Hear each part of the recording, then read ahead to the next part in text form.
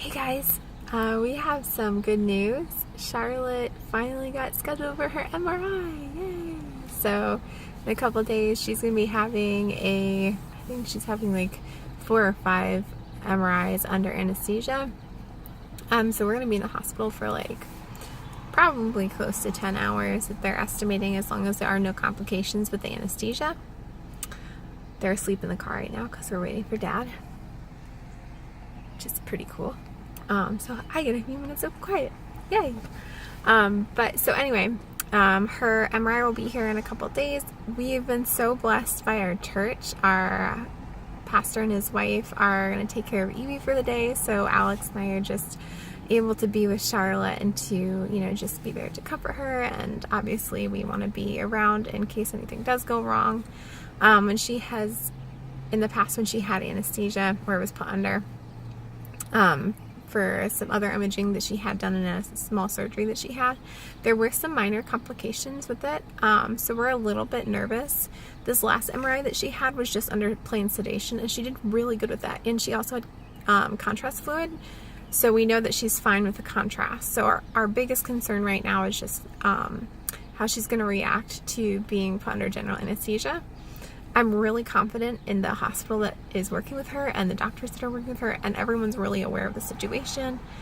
So I think she's in the best possible place to do this.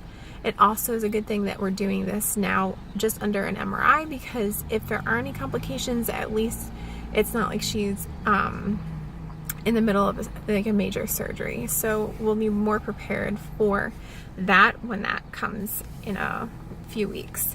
So, if you could please just keep her in your prayers and the doctors that'll be working with her, that would be amazing. And also just peace for Alex and I through all of this. I think as we've had the news and have been talking with people, especially all of her doctors and therapists, I think it's becoming more of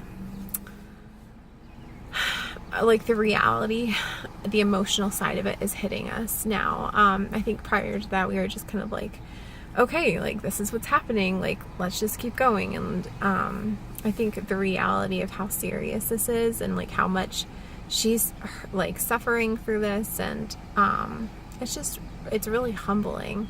So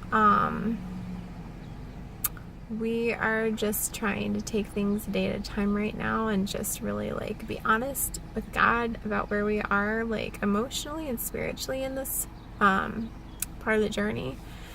But yeah, so just keep our family in your prayers, especially as she goes on for this really long series of MRIs. And if there's something there that the doctors need to know, that they would just be able to see it, and that it would be really clear to them what's going on.